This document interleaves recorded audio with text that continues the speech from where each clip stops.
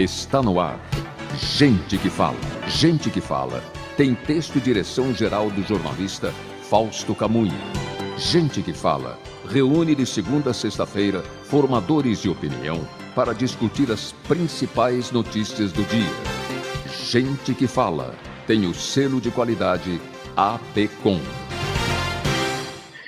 Olá, boa tarde. O programa Gente que Fala está começando ao vivo pela AllTV, a TV da internet e também pelas redes sociais, Instagram, Facebook, nosso canal no YouTube, tudo à sua disposição para você acompanhar essa nossa jornada de hoje, sexta-feira que se inicia aqui, até a 1 da tarde. Curta, comente, compartilhe a nossa transmissão, participe também pelo WhatsApp fazendo perguntas aos nossos entrevistados, nossos convidados de hoje que já estão aqui a postos. O número é o 973350038, de novo, 973350038.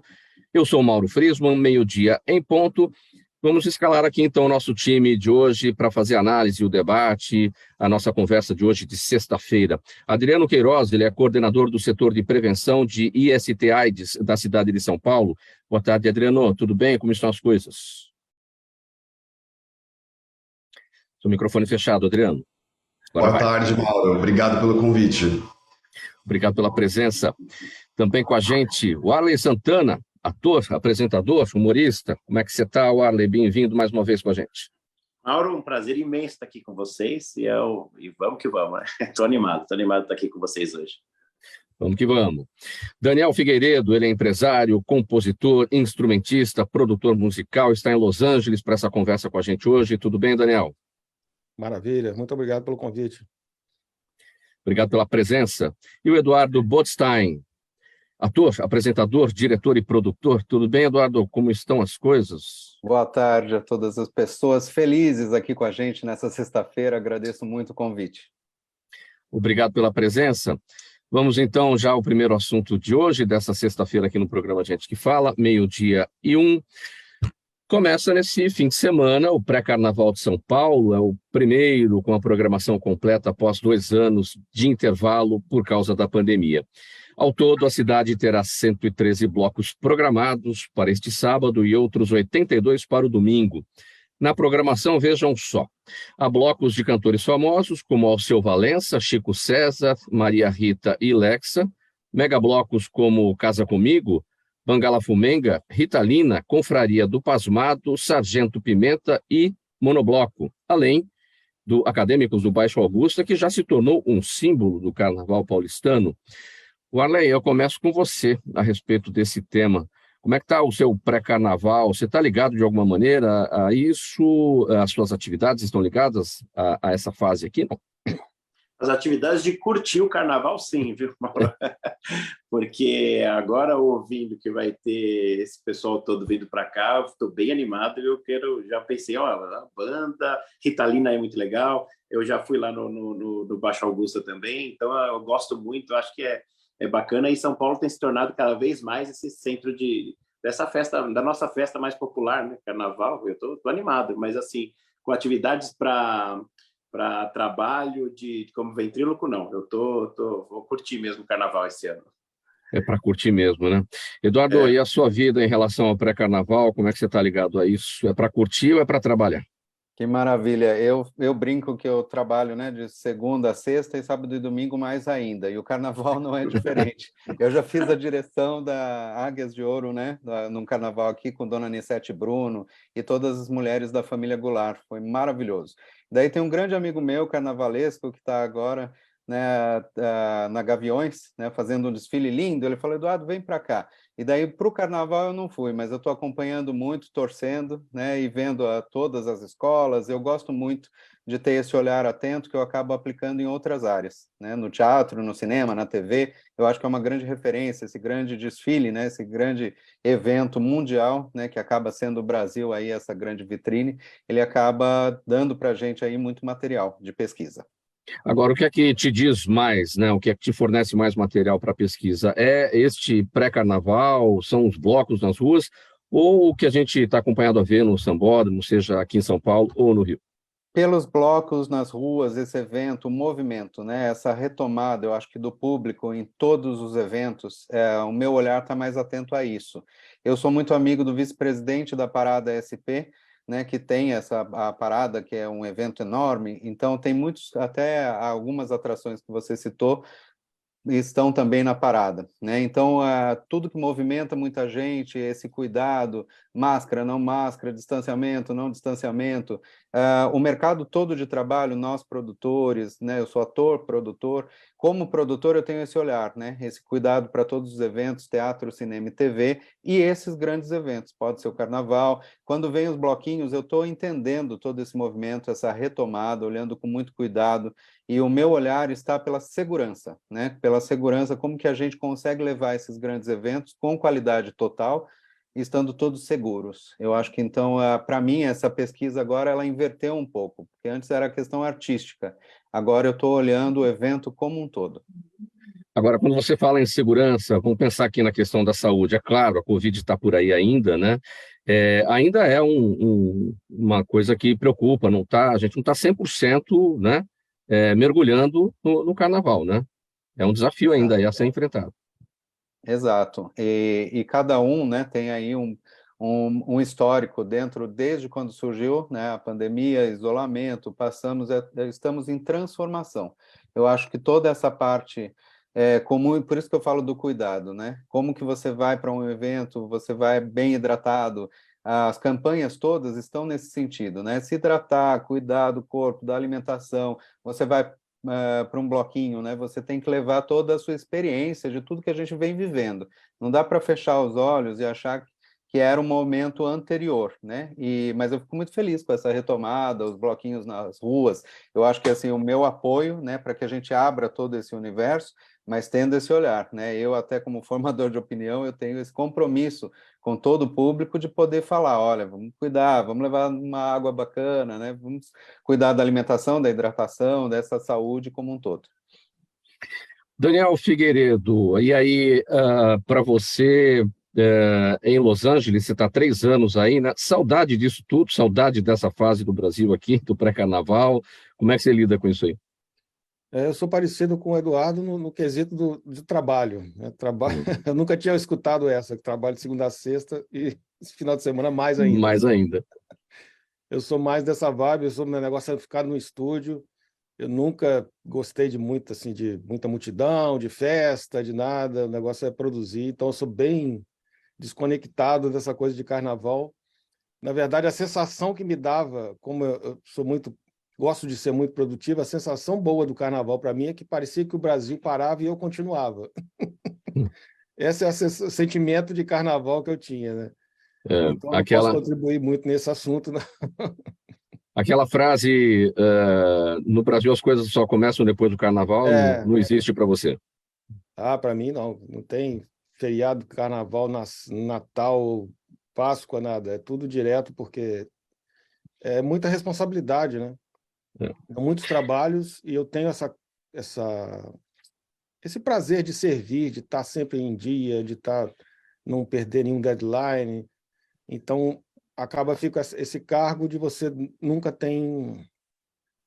está sobrando tempo, né? Principalmente novelas bíblicas, principalmente, que você tem essa sensação que você nunca tem música suficiente, porque você tem que fazer um banco de trilhas para o sonoplasta poder escolher o diretor. Então fica sempre essa sensação que está faltando. E isso me mantém nessa vibe, assim. Eu acho que não chega a ser uma doença, não chega a ser, porque a minha saúde está muito bem, obrigado. Então, enquanto estiver assim, eu vou seguindo. Vamos contar para a nossa audiência, Daniel, sobre o seu espaço aí, que é super bacana, super bonito. Bom, enfim, você está em Los Angeles, são 12:08 aqui, 7, 8 da manhã aí, você já pega no batente já esse horário? Você está dentro do estúdio, mas... Que para músico já é mais cedo, né? Geralmente o músico vai até madrugada, mas eu já fui muito na madrugada quando eu morava no Brasil. Aí aqui eu consegui dar uma organizada e acordar mais cedo, dormir mais cedo. Esse estúdio aqui, na verdade, é um deles, né? E foi o motivo de eu mudar para Los Angeles, porque eu tinha medo, né? Eu comentei com vocês aqui antes, aqui tinha um terremoto, tem um terremoto prometido, que é apelidado The Big One, que dizem que está 150 anos atrasado e que vai ser uma tragédia, né? Então, o Avancini, amigo meu, ficava assim, não, você tem que mudar para Los Angeles, você é compositor, você tem que mudar para Los Angeles. E eu, na verdade, eu queria sair do Brasil pelo sentimento de insegurança. Isso me incomodava muito mais do que as outras pessoas, né, ao meu redor. Eu tenho uma sensibilidade maior a isso. Então, eu vivia meio que enjaulado, assim. Então, assim, já não levava mais carteira para sair, mais relógio, ficava naquela coisa, só levava dinheiro. Então, eu falei, cara, eu não posso viver assim, né? Então, me preparei muito e, por conta desse amigo meu, eu resolvi procurar, de curiosidade, uma casa com estúdio em Los Angeles. Aí, quando eu encontrei essa casa aqui, eu falei, por essa casa eu enfrento o terremoto. Agora eu encontrei o meu lugar do jeito que eu queria, parece que foi projetado para mim. Na verdade, né, eu já cheguei, já estava tudo isso aqui pronto, só os equipamentos e instrumentos que não estavam, porque eram de um compositor também, Guy Moon. E a casa, a minha esposa adorou também. Então, esse é o motivo de eu ter mudado para Los Angeles. E aí também você está perto, eu não me lembro o nome daquele evento anual aí em Los Angeles, né, de equipamentos de áudio, né? Sim. Você fica bem perto disso? Uma hora e meia. Né? As pessoas brincam aqui que Los Angeles está 2 horas de Los Angeles.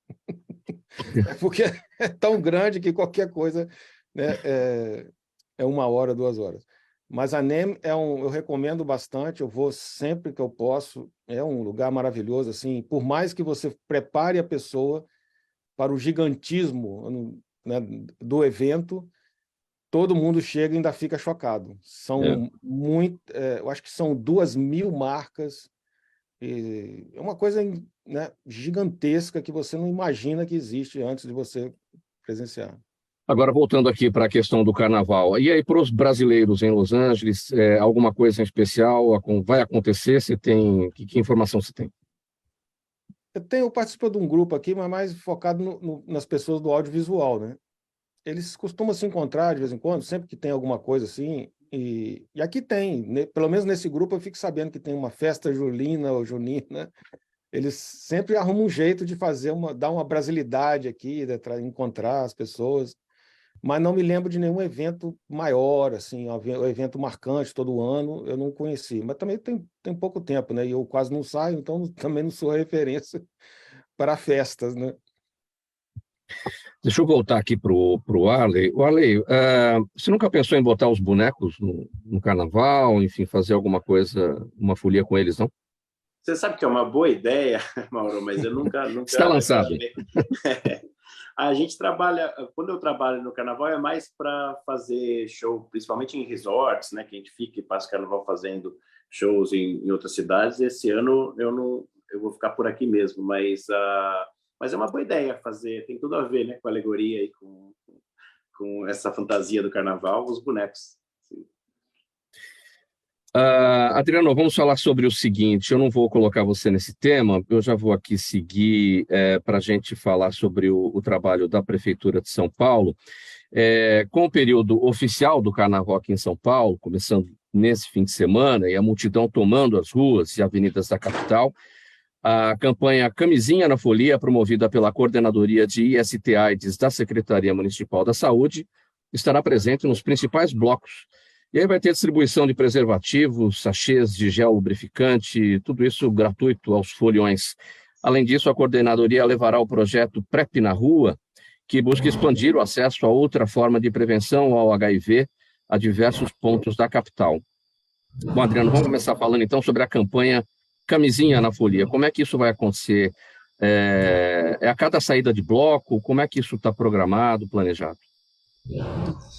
Então, Mauro, né, a Camisinha na Folia, que é essa campanha que nós temos aqui da Coordenadoria de STIs da cidade de São Paulo, né, é uma campanha histórica no carnaval da cidade e, como a gente está falando aqui, né, 2 anos as pessoas esperando o carnaval, a gente tem uma expectativa muito grande dos blocos na rua, a quantidade de pessoas também nos blocos, né? Então a gente tem essa campanha justamente para lembrar, né, da prevenção às ISTs, o HIV.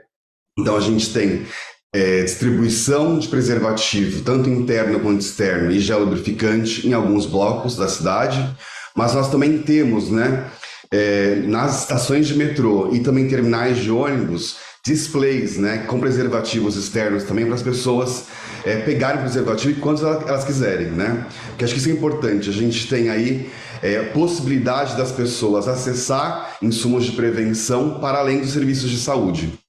Então, a gente está tentando colocar aí preservativo no caminho das pessoas, onde elas estão, né? Onde elas estão curtindo, onde elas estão se divertindo. De certa forma, já é um serviço que acontece na cidade de São Paulo, né? Essa facilitação. E aí todo um trabalho específico voltado para esse período do carnaval, né? Exatamente.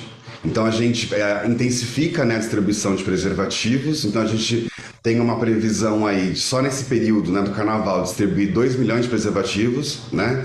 E também gel lubrificante. E como você for da PrEP na rua, né, a PrEP é a profilaxia pré-exposição a HIV, né, que consiste em tomar um medicamento antes da exposição de risco para se proteger do vírus, né? Então a gente pensou também, né, desde 23 de janeiro, a gente intensificou também esse trabalho nas ruas da cidade, com projetos de PrEP na rua, para que as pessoas tenham acesso à prevenção combinada, né? Ou seja, que elas tenham acesso a diversas estratégias de prevenção e elas escolham qual o melhor método, né, combinado para que elas fiquem protegidas. PrEP é a sigla para pré-exposição. Profilaxia pré-exposição ao HIV. Isso é uma novidade ou já aconteceu em outros carnavais?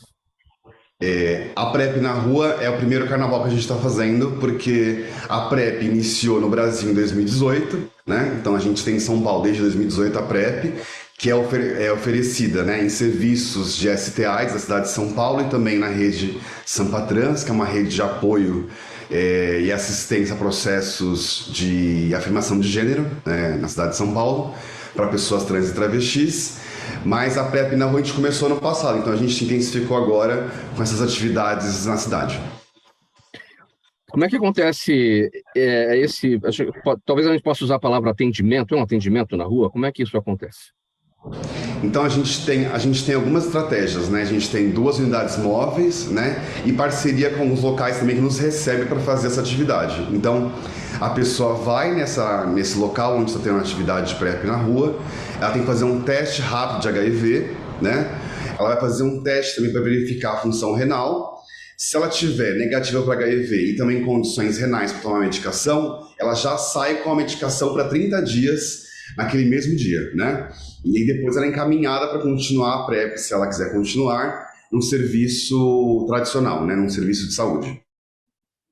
Tudo isso de forma gratuita, tudo oferecido pelo Poder Público, Prefeitura de São Paulo. Tudo isso gratuito, né? A PrEP a gente tem aqui não só, né, PrEP na rua, mas a gente tem mais de 50 locais que ofertam PrEP na cidade. Então, as pessoas, além de fazer acompanhamento, né, de prevenção para HIV, elas fazem teste de sífilis, fazem imunização para hepatite B, se ela não for imunizada, para hepatite A, dependendo do público que a gente está atendendo. Então, acompanhamento também das ISTs, caso a pessoa tenha algum sintoma de ST, ela pode se tratar, teste de clamídia, teste de gonorreia. Então, é um atendimento aí mais ampliado para prevenção, para que aquelas pessoas tenham uma exposição maior, né, ao HIV. Agora, nesses atendimentos na rua, e no caso de uma identificação de alguém com alguma IST, como é que é o encaminhamento, como é que é a comunicação para essa pessoa e o encaminhamento posterior? Se a gente se for algum teste, né, que der positivo, a gente encaminha para a unidade de saúde para tratar, bem como também se for alguma questão de sintoma, né? Por exemplo, alguma verruga, alguma ferida, né? Depende da abordagem em relação aos sintomas, também encaminhado para a unidade de saúde para que ela se trate. Como é que tem sido, ao longo dos anos, aí no Carnaval especificamente, a adesão do público jovem a esses programas de prevenção de IST/AIDS, nesse momento em que o Carnaval é essa folia que a gente conhece, as pessoas estão à vontade, a sensualização, pouca roupa, enfim. Como é que é essa adesão? Porque é preciso, na hora H, pensar, né, no sexo seguro. Sim, né? A gente observa, né, que tem uma adesão importante, né? As pessoas recebem muito bem, né, os insumos na rua. A gente vê que, assim, a saída do preservativo aumentou muito quando a gente colocou os insumos, né, no lugar de passagem das pessoas. Então a gente tem uma distribuição cada vez maior de preservativo. Ao contrário do que a impressão que a gente tem, né? As pessoas têm usado menos preservativo? Não necessariamente, né? A gente tem aumentado a distribuição de preservativo na cidade de São Paulo. Então, entre 2017 e 2022, a gente distribuiu quase 400 milhões de preservativos externos na cidade, né? Então, é um número importante e que vem crescendo cada vez mais. De alguma maneira, Adriano, a Prefeitura de São Paulo, nessa campanha, trabalha a questão do não é não entre os fogões? Sim, né? Essa campanha do não é não é super importante. A gente tem falado sobre isso em relação à violência, né, às mulheres principalmente, né, por respeito, né, ao corpo, né, ao desejo, à decisão de qualquer pessoa, mas principalmente das mulheres que sofrem mais violência. E caso uma mulher sofrer violência, né, sexual, ela precisa procurar, né, uma unidade de saúde, se for houver ato sexual, que ela pode tomar a PEP e outras medidas, né, para evitar não só as STs, também com uma possível aí, gravidez. E a PEP é a profilaxia pós-exposição, ou seja, quando a pessoa já teve um risco, né, e ela pode tomar durante 28 dias uma medicação para reduzir as chances de infecção pelo HIV. Bom, então a campanha Camisinha na Folia e PrEP na Rua já valendo a partir de amanhã, já com os blocos já andando, né, andando aí pela cidade, né? Isso, a PrEP na rua começou em janeiro, porque a gente queria, né, que as pessoas já tivessem medicação, já tivessem protegidas antes do pré-carnaval, do carnaval e do pós-carnaval, mas Camisinha na Folia começa amanhã mesmo. Tudo bem. 12h21, programa Gente que Fala, edição de sexta-feira, e a gente vai seguir aqui com mais um tema.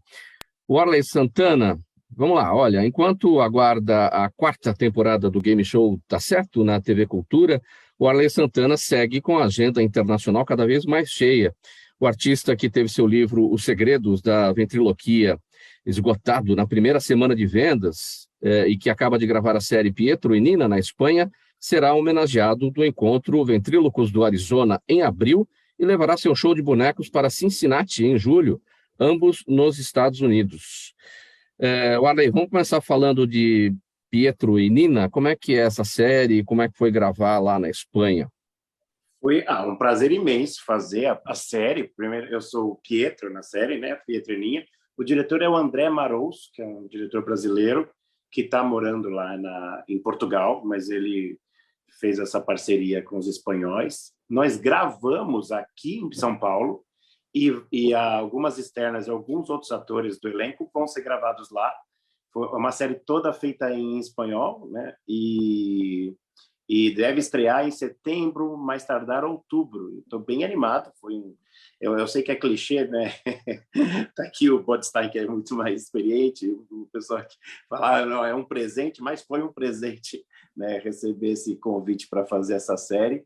É uma série que trata de solidão, mas de um viés de comédia. E a Ninha é a minha cachorrinha, que mora comigo. Então, eu sou o Pietro e fico ali dentro de casa, ainda mais em tempos de epidemia, de pandemia. É Ninha, não é Nina? É Ninha. Ninha. É Nina mesmo? Ninha, menininha, né? E aí o personagem tem aqueles momentos de solidão e começa a conversar com a cachorrinha e fala com os amigos, né, todos por redes sociais. Isso é bem atual, a série, acho bem interessante, acho que vai ser bacana. São quantos episódios? Nós gravamos a primeira, são 8. A primeira temporada, 8. 8 episódios. Tá tudo pronto. Agora tá editando, né? A gente tem as gravações estão feitas, as captações estão... Certo, só alguns atores ainda agora estão gravando lá na Espanha. Agora ainda está rolando por lá. A minha parte, sim, já foi toda dessa primeira temporada. A exibição dessa série é lá? É lá, mas eles estão conversando com alguns streamings. Eu espero que role, né? A gente nunca sabe direito, né? Essa carreira, é tão difícil, mas ao mesmo tempo tão desafiador e interessante, né? O audiovisual. O Daniel também pode falar, né? Dessa questão do quanto é difícil a gente colocar um trabalho no ar, mas é muito interessante ter recebido esse convite, né? Eu não tenho nada a ver com a pré-produção disso, mas eu estou feliz demais de ter feito parte disso e estou animado por saber que parece que vai passar num canal de TV espanhol primeiro, e aí eles estão falando com alguns streamings. E você, Warley, você atua em espanhol? Você fala em português? O seu personagem? Não, totalmente em espanhol, tudo em espanhol mesmo, como se tivesse passado na Espanha, e aí eu seria um estrangeiro ali falando espanhol.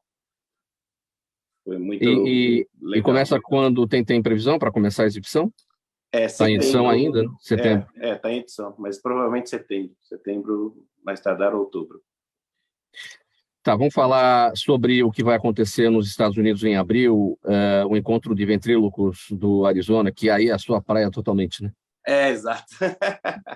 Na realidade, foi uma surpresa, né? Porque eles têm esse encontro de ventrílocos, né, do Arizona, e eles fazem uma homenagem a um ventríloco todo ano. Ano passado foi a Darcy Lynn, que é aquela loirinha, menininha que canta, que ganhou o American Got Talent, que é incrível. Se vocês não viram, vale a pena dar uma pesquisada e colocar a ventríloca, a cantora, o Darcy Lynn, ela foi homenageada. No outro ano foi o Kevin Johnson, que é um outro ventríloco que eu admiro bastante. E esse ano, para minha surpresa, o organizador, que se chama Ed Sealer, me ligou e falou: Warley, você é o homenageado desse ano. E eu falei: mas, como que, né? A gente nunca esperava algo dessa magnitude, nunca imaginava. Para mim é muito importante. Mas eu estou muito animado para, em abril, né, ser homenageado. E a gente acha, estou há muito pouco tempo nesse mercado como ventríloco, só 14 anos, né, e que eu sou ventríloco, então eu achei sabe, a gente nunca acha que é para a gente, que a gente está pronto para isso, mas eu fiquei animado e eu Não, peraí, 14 anos é pouco tempo? Você considera pouco tempo? Eu acho, como ventríloco, eu acho que os meninos podem me ajudar nessa, porque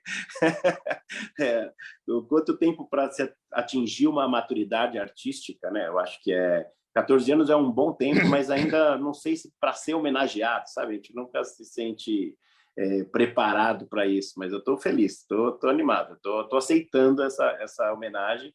E em julho é um show num outro encontro, que é o de Cincinnati, que aí eu sou uma das atrações, o show em inglês, né, no caso, para o público americano. E eu já fiz esse show lá um tempo atrás.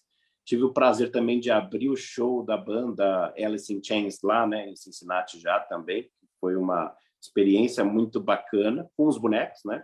E agora esse show em julho eu quero levar mamulengo, eu quero levar coisa brasileira, sabe? Cultura brasileira. Eu acho que o Daniel pode falar bem, né? de como o americano aprecia e apoia isso, né? Eles são bem, como eles dizem, né? Supportive, né? Bem apoiam bastante, né? Eu já vou lá no Daniel. Eu queria saber o seguinte antes, Warley, quais são os bonecos que vão para esse show do programa do Tá Certo, da TV Cultura?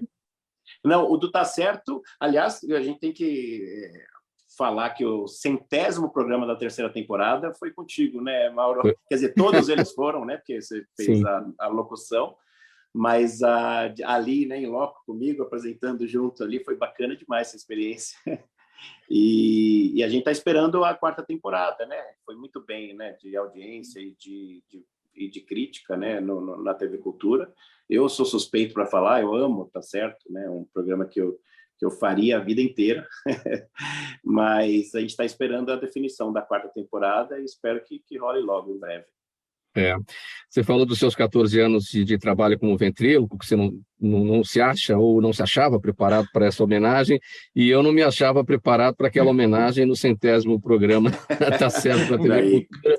Porque entrar em cena ali com você, e aí depois, aí na hora que você vai embora, você fala, nossa, você podia ter falado isso, poderia ter brincado daquela forma, Não, mas enfim, foi tornar muito a coisa... legal.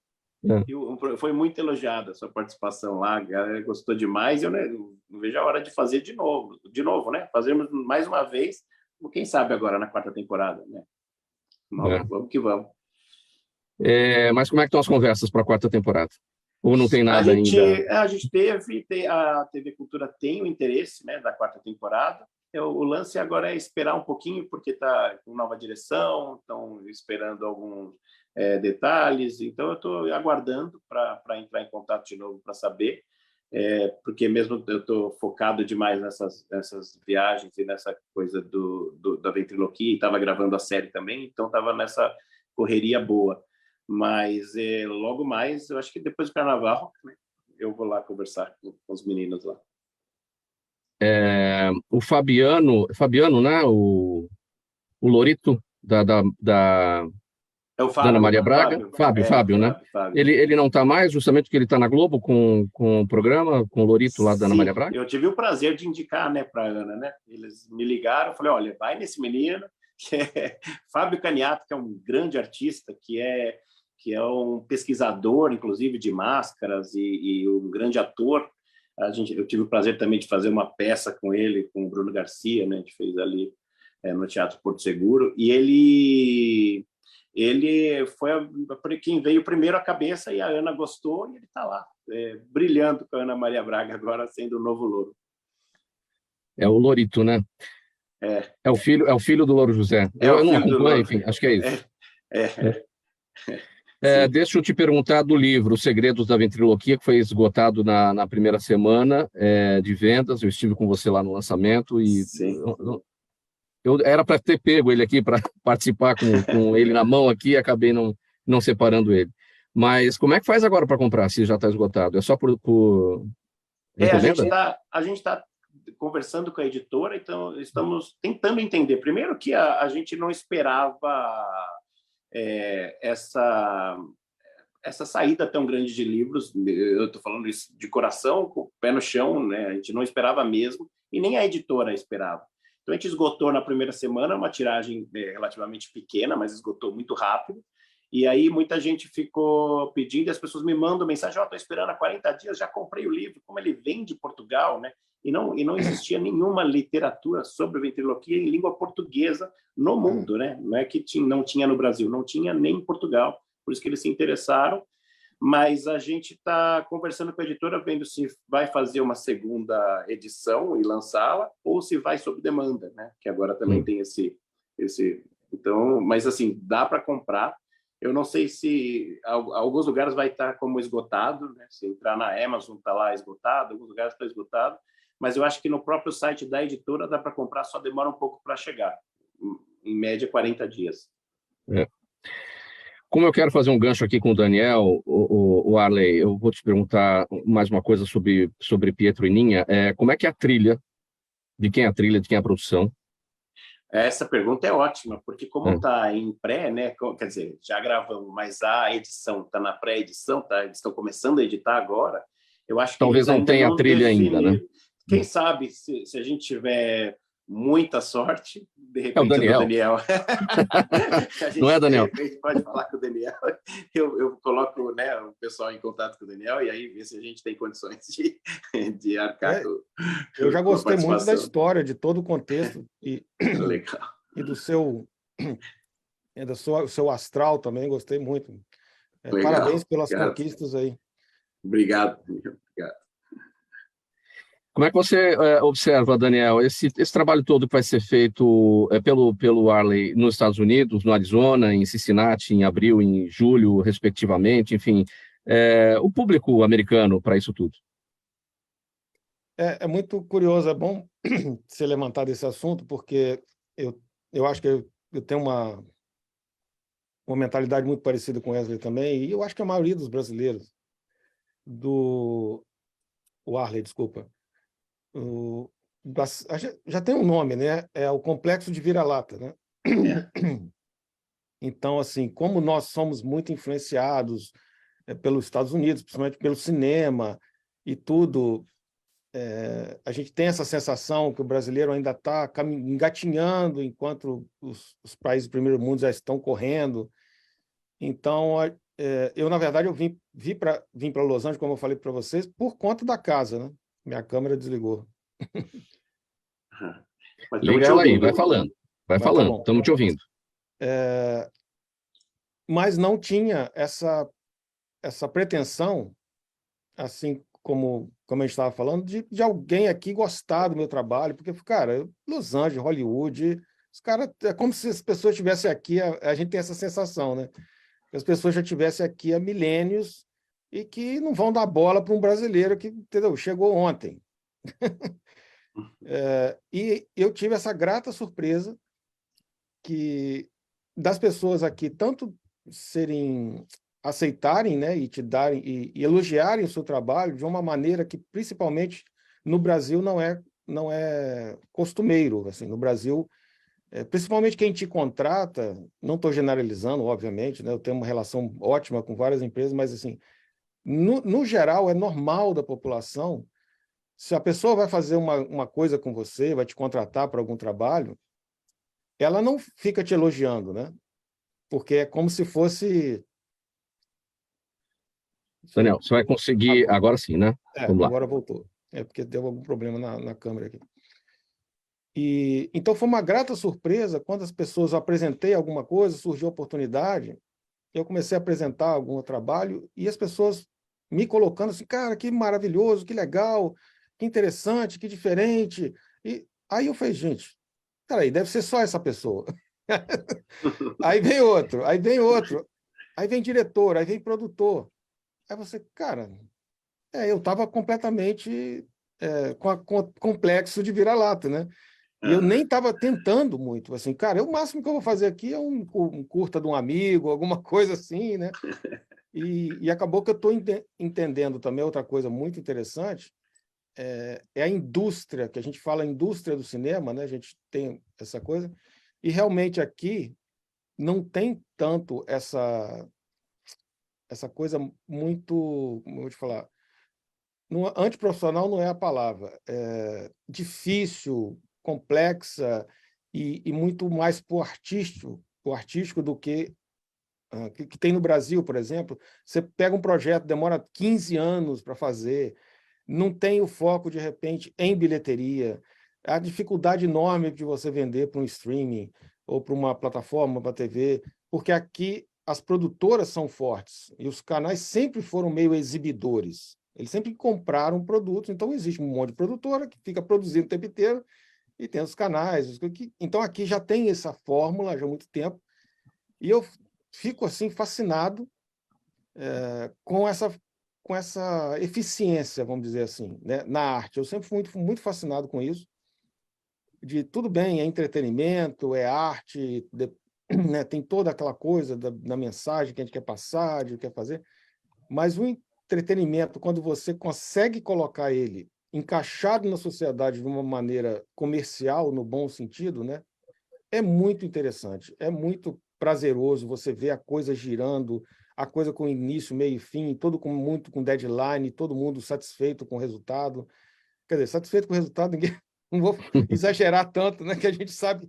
Aí vem uma outra coisa que ele falou também.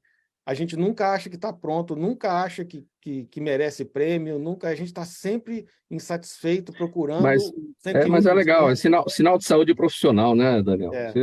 Se você achar que está pronto, a coisa para, né? Isso é outra coisa curiosa. A gente tem que fazer uma reflexão, tem que curtir um pouco o momento.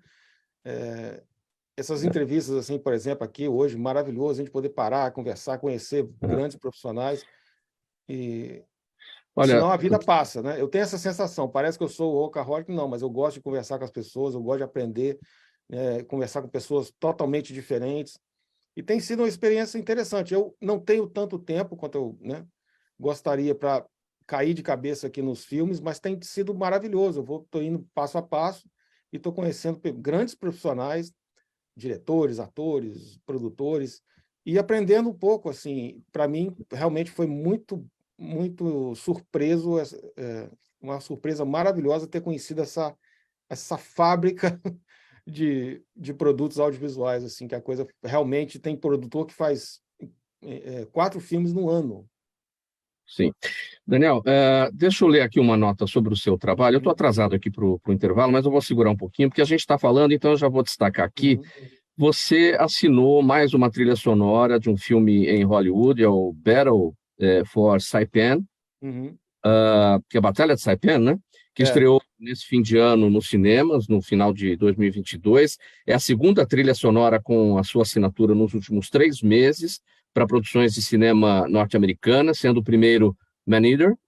O produtor é consagrado pelas trilhas musicais, você, né? É consagrado pelas trilhas musicais das novelas da Record TV, como Os 10 Mandamentos, O Rico e o Lázaro, Gênesis e Reis, além de filmes como Transmigration e The Heartbreaker. Bom, enfim, como é que surgem esses convites para as trilhas? Como é que esses laboratórios aparecem na sua vida para a criação desses materiais?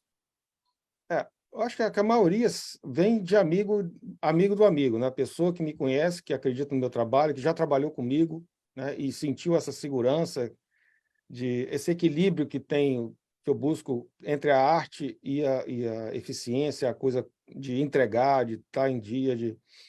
Então, a maioria deles eu acho que veio por amigos, ninguém veio assim do além.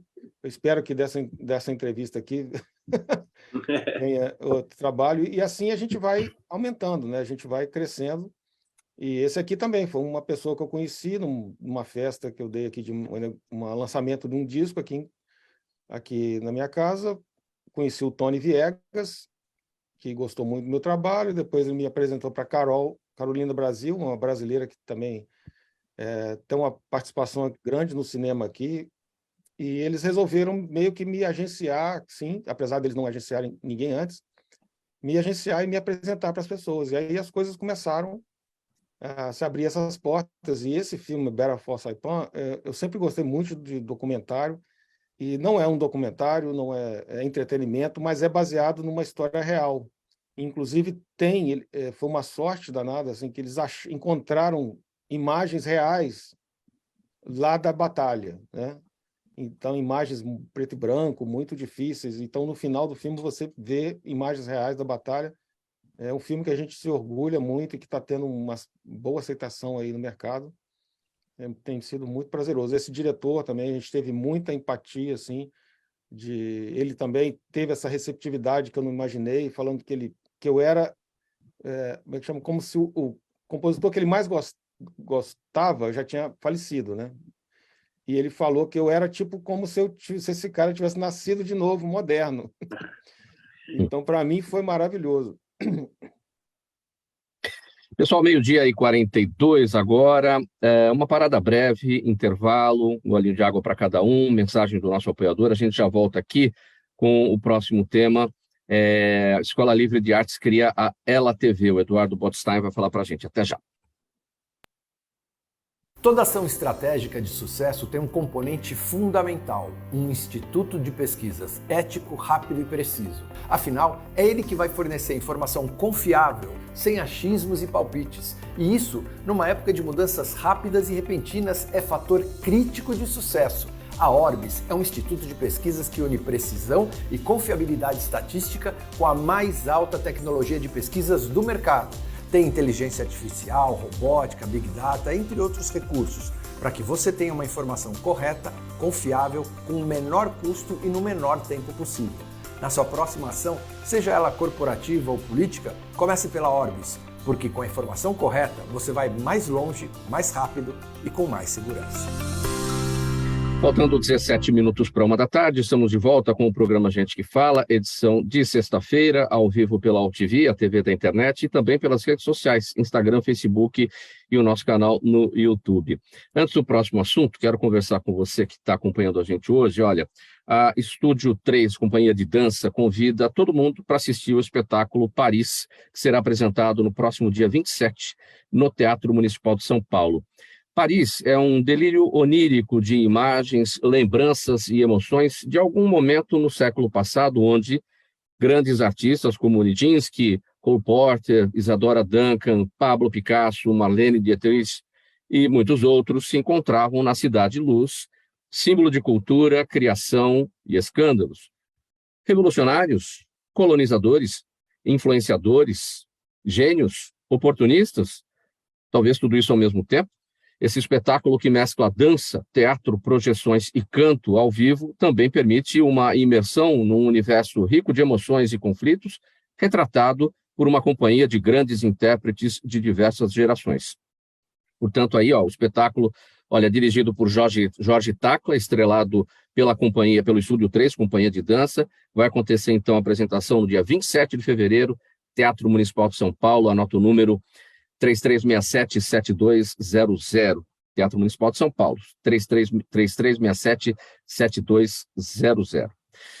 Vamos lá com o Eduardo Botstein para falar o seguinte: criada durante a pandemia, como um espaço para encontros online e como uma forma de manter a arte ao alcance de todos, a Escola Livre de Artes criou recentemente a Ela TV, um canal para compartilhar conteúdos gratuitamente, onde qualquer um pode ter acesso aos professores e parceiros, independentemente de ter condições de fazer os cursos. E nela, os programas são apresentados por professores e parceiros da Ela, que convidam profissionais apaixonados por arte, cultura e educação. O que a gente precisa saber mais, Eduardo, sobre a Ela TV?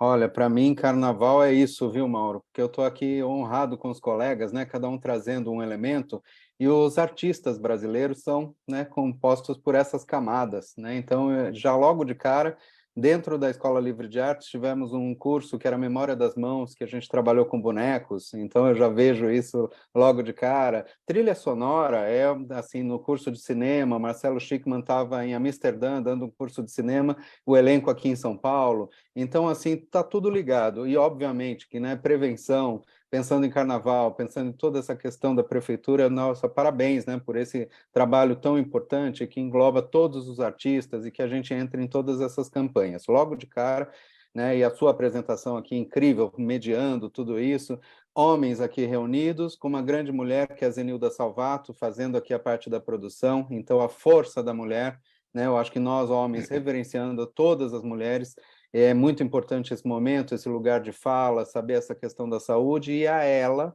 Escola Livre de Artes, surgiu, a minha irmã, Érica Botstein, criou na pandemia essa escola incrível. A gente tem Simone Gutierrez, que está em Nova York, né? E daí ela faz um curso aqui com a gente de interpretação musical. Então, é uma oportunidade de estar com uma pessoa como Simone Gutierrez. Tem Renata Ferrari, que já trabalhou questões de voz. Agora a gente entra, né, com isso, com a Ela TV. Logo depois de um ano, a escola já estava andada, já começamos aí com a Ela TV. Esse conteúdo gratuito, tem palestras, eu mesmo ministrei a palestra sobre The Living Theatre. Foi dirigido pela Judith Malina, uma das, né, diretoras mais importantes do teatro de rua e teatro mundial. A minha pesquisa com o Living é muito grande, muito tempo, desde 90, quando eles estiveram no Brasil. E cada vez mais, através da Poieses, através de parceiros, a gente coloca, através da Escola Livre de Artes, esse conteúdo no ar. Mais de 500 programas já fizemos, eu tenho um programa, né, apresento um programa, estamos ali, temos uma grade muito bem direcionada, né, com um programa só para a comunidade indígena, que trouxemos diversos indígenas com esse lugar de fala, foi muito difícil, né, alguns faleceram durante o processo, não conseguiram vir para essas entrevistas, nós tivemos um panorama muito assustador nesse sentido, mas Daniel Munduruku veio Shirley Krenak, algumas pessoas muito importantes passaram por aqui, e cada vez mais a gente tem esse olhar sensível. A Ela TV, ela volta, repaginada em 2023, um passo a mais, né, que muitas novidades a gente vem trilhando aqui, né, desenhando com muito cuidado, com muito carinho, com muita atenção, tendo o olhar, né, para o artista brasileiro, para as artes, trilhas sonoras, todos esses elementos que a gente vem levantando aqui, né, são muito bem-vindos sempre dentro desse processo. Essa própria Ela TV é um canal, né, onde a gente vai construindo, eu falo que é a TV feita com o seu olhar, que as pessoas vão falando, quem gostariam, né, de ver numa próxima entrevista, eu apresento para o ímpar, né, trago uma dupla, um casal, né, que venha falando, ou uma pessoa ímpar, né, que tem aí uma área de atuação incrível, e já Leopoldo Pacheco, Adriana Lessa, pessoas maravilhosas já estiveram aqui, Hugo Bonemer, Então, a gente vem trazendo amigos queridos, né, que aos poucos é um barquinho carregado de afeto, onde as pessoas certas estão chegando aos poucos, e está formando aí uma navegação muito bonita, que eu convido todos os presentes, todos que estão ouvindo aqui, que venham conhecer a Escola Livre de Artes, a Ela TV, e compartilhem com a gente, né? Eu acho que um trabalho aí em processo, não tem nada finalizado, porque a gente começa a cada dia reconstruindo todos esses elementos. E é muito bonito. Aqui eu já estou aprendendo horrores, né? Aqui maravilhas com vocês. E é esse encontro telepresencial que eu falo, eu me sinto em casa literalmente, né? Estou aqui em casa e me sinto literalmente em casa, porque é uma maravilha poder ouvir todos esses assuntos e poder compartilhar tudo isso com vocês também. Eduardo, Ela TV, ela é a sigla para Escola Livre de Artes. É um canal no YouTube? Como é que acessa? Como é que o público pode chegar lá? É um canal do YouTube, é o canal da Escola Livre de Artes, a Ela TV. Daí já temos as playlists, né, com todos os programas, mais de 500 programas no ar, fora essas palestras, né, que são maravilhosas. Tem palestras de Shakespeare, para quem gosta, né, de William Shakespeare, tem um curso agora shakespeariano que entra no ar. Tem um curso de animação, né, que entra também agora. Curso de cinema, com um dos curadores aí do Festival de Cinema de São Paulo, que ele vai fazer um trabalho focado em Charlie Chaplin, né? Então tem realmente assim, uma curadoria muito bem cuidada para trazer elementos muito especiais. E você, em qualquer lugar do mundo, né, pode participar, porque são esses encontros online. A Escola Livre de Artes já está, do online, partindo para encontros híbridos e presenciais, né, com algumas atividades. Então, atendendo esse movimento. E a Ela TV vem fazendo tudo isso, até a cobertura da parada nós fizemos no ano passado, então tem alguma história dentro de um bloquinho, alguma história artística, se tiver esse olhar, a gente está lá. E quando vocês se reúnem para as transmissões na Ela TV, então existe uma transmissão ao vivo, aquilo depois fica on demand, para quem não pôde acompanhar. É como a gente está fazendo aqui agora. Tem uma ferramenta? Nós temos programas ao vivo, a maioria, a gente entra ao ar ao vivo, já fizemos, por exemplo, Neville de Almeida, né? Estava lá fizemos um encontro com ele maravilhoso e foi uma entrevista marcante, fizemos gravado. Então, assim, depende muito nesse sentido, algumas entrevistas especiais a gente entra também com esse conteúdo gravado. Já a Claude Dias, que fez uma trans maravilhosa, que está aí com o Lineker, em Manhãs de Setembro, uma série incrível, né? Ela fez um lançamento do livro, nós fizemos ao vivo dentro da livraria. Então, saímos desses estúdios, né, que a gente está nesse momento. E agora vem justamente essa maturação, né? Mais de 500 programas no ar, qual será o próximo passo? Está todo mundo esperando. E a gente logo já vem aqui, a gente volta para divulgar. Perguntas da nossa audiência por aqui. Adriano, o Jaime do Jardim Bonfilholi. Obrigado, Jaime, aqui pela presença todos os dias, fazendo perguntas. Ele quer saber o seguinte, se tem uma estimativa do número de pessoas com HIV na cidade de São Paulo.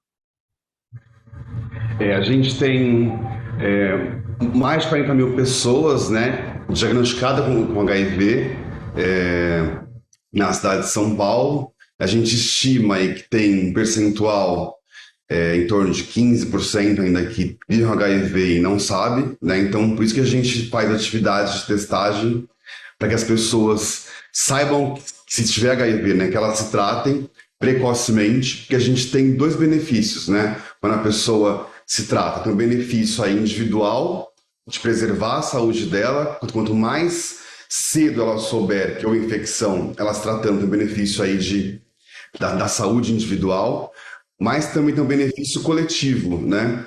Pessoas que têm HIV, né? Que vivem com HIV, se tratam e estão há mais de 6 meses indetectáveis, elas não transmitem o vírus por via sexual, né? Então tem essa quebra aí da transmissão coletiva do vírus com as pessoas que se tratam de HIV, né?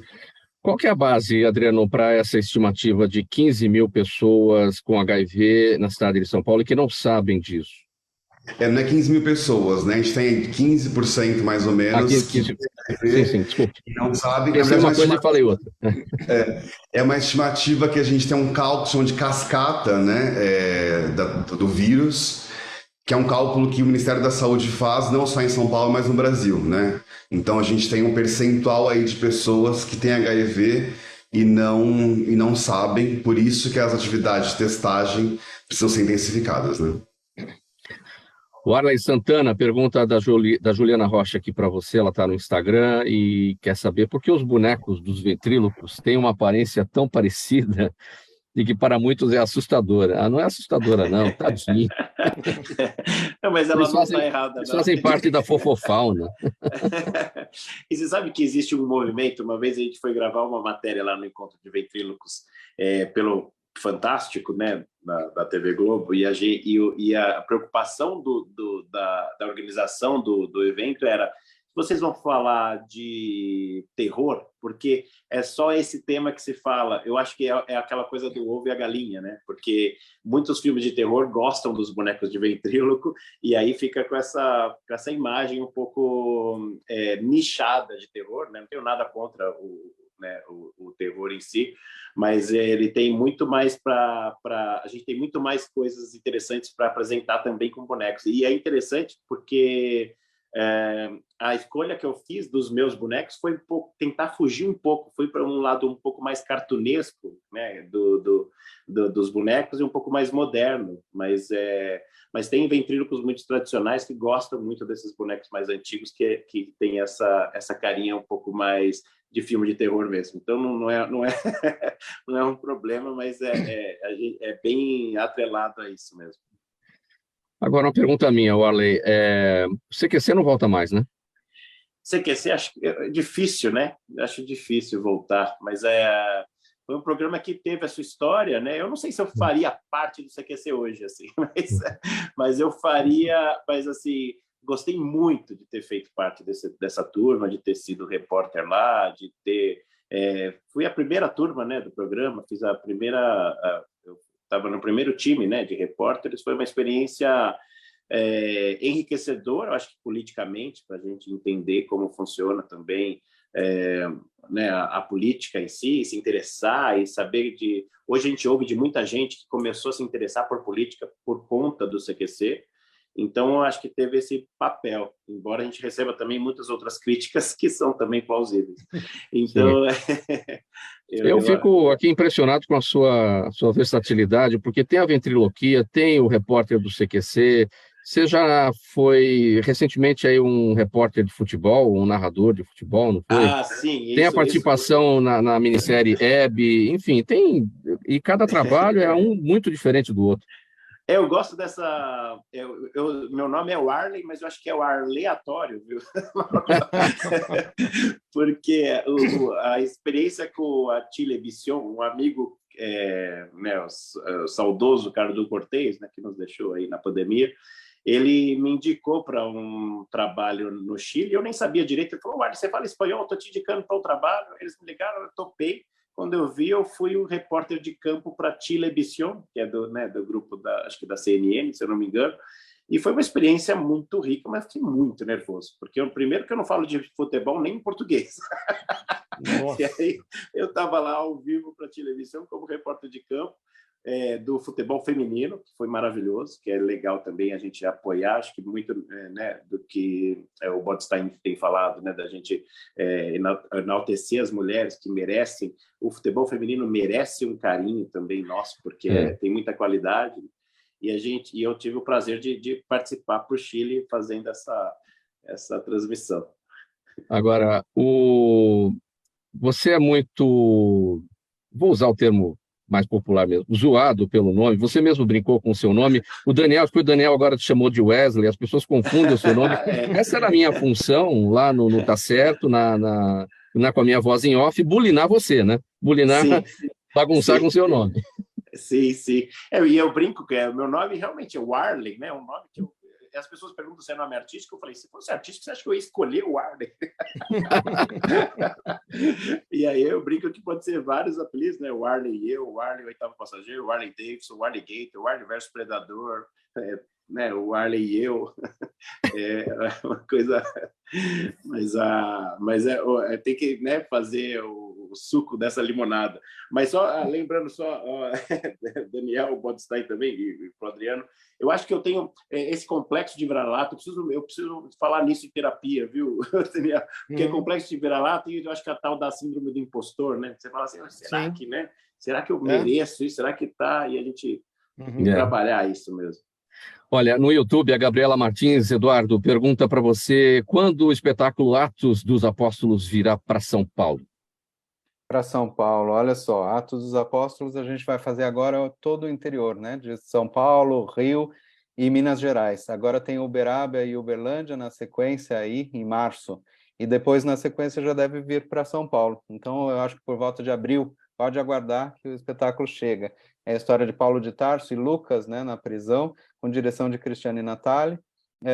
Francisco Carvalho, que ele é das antigas, né, da TV, está com Lucélia Santos também fazendo uma história de Chico Mendes, né, que é incrível, Vozes da Floresta. O Francisco é incrível, ele faz o Paulo de Tarso. E, Daniel, o Luiz Carlos Bonfim no Facebook quer saber qual é o legado de Burt Bacharach nas trilhas para cinema. Eu não costumo escutar muito outros compositores. Eu conheço, obviamente, sei, né, da importância dele. Eu não conheço o legado dele no cinema. É porque eu tenho uma coisa de sempre querer apresentar algo novo, então eu meio que evito escutar outros compositores. É uma coisa meio idiota, eu sei, porque ninguém inventa nada, mas pelo menos eu tento, né? Tentar, porque assim, eu tento tentar, assim, desde o início, eu queria fazer alguma coisa nova na música, não para externa. Eu comprei um violão para fazer música minha, do meu jeito. Aí os amigos viram tocando violão, vão tocar com a gente. Eu falei, cara, eu não sei tocar, eu sei tocar do meu jeito, afinar do meu jeito, eu sei fazer as minhas músicas. Então, porque eu escutava naquela época muita música boa, né? Grandes músicos ao redor do mundo, e eu me sentia assim, o que eu vou colaborar? Se já tem tanta gente boa aí, já tem tanta gente fazendo, eu queria fazer música, mas eu vou fazer só para mim. Então eu tinha esse complexo de vira-lata ao extremo.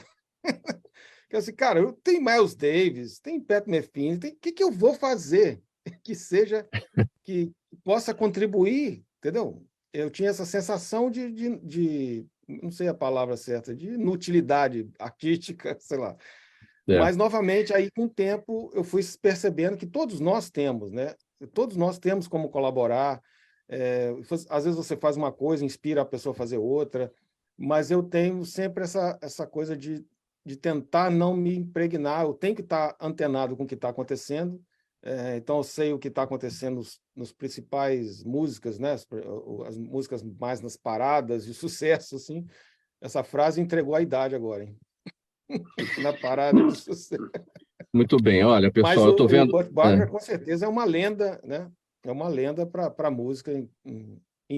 Acho que muitos artistas, né, grandes já regravaram músicas dele. Eu não tenho essa... Então, eu escutava muita música antes de começar a fazer música. Quando eu comecei a fazer música, eu fui nessa busca de algo inédito, que nem sempre dá para a gente fazer, que provavelmente eu nunca vou fazer nada inédito, eu tenho essa consciência, mas eu vou morrer tentando, como dizem, né? E uma coisa, se me permitem, se tem tempo aí... Bem rapidinho, a gente já está estourado, Daniel. Tem o nome agora, né? É que eu acho muito importante a gente divulgar, e o Eduardo também deve ter isso na escola dele, que eu acho que é um conceito errado que tem na sociedade, que a pessoa só pode fazer uma coisa, que ela tem que escolher uma coisa. Eu já ajudei muita gente falando sobre isso em entrevistas, né, e até conversando com pessoas, que a gente tem que apagar isso. A gente tem grandes surfistas que são grandes advogados, e tem pessoas que eu conheço que têm um monte de talento. Eu estou trabalhando com Jesus Molina, aqui, um dos músicos mais talentosos dos últimos anos. Sim. E ele toca teclado, toca sax, toca música pop, jazz e tudo. Isso, eu sempre que posso, eu gosto de passar essa mensagem, né? Queria saber se o Eduardo... Sem dúvida, vem para cá com a gente. E você também, Mauro.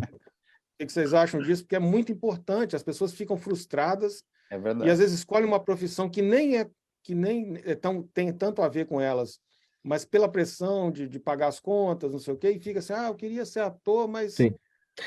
eu sou dentista. Enfim, Ele tá pode ser dado. ator, dentista, jornalista, e pode ser muitas coisas. Né? Está dado aí o seu recado, colocada aí a sua preocupação. Eu não consigo passar para os demais aqui para o entendimento deles sobre essa sua observação. Estou vendo atrás de você aí, 8 horas, 4 minutos e 3 segundos em Los Angeles, significa que são 13 horas, 4 minutos e agora 10 segundos aqui em São Paulo, Brasil, com 4 minutos de estouro. A Zenilda puxa minha orelha e o Pedro Schiavon também. Vou ter que encerrar. Desculpa aí, gente. Tá bom, gente? Olha, participaram com a gente hoje Adriano Queiroz, coordenador do setor de prevenção IST/AIDS da cidade de São Paulo, o Arley Santana, ator, apresentador e humorista, Daniel Figueiredo, empresário, compositor, instrumentista e produtor musical, e Eduardo Bodstein, ator, apresentador, diretor e produtor. Programa Gente que Fala, a realização da ABCom, na técnica da AltV, o Sérgio Oliveira. Valeu, Sérgio, pelos trabalhos de hoje. Apresentação, minha, Mauro Friesman, pauta e redação, Pedro Schiavon, Zenilda Salvato, diretora de produção, jornalista Fausto Camunha, diretor-geral, na AltV, a direção-geral do Alberto Luchetti. Você do outro lado, espectador, internauta, a razão da nossa presença aqui todos os dias. 1 hora, 5 minutos, obrigado pela audiência. Bom final de semana para todo mundo. A gente se vê ao vivo aqui na AltV a partir do meio-dia, segunda-feira. Bom final de semana. Tchau.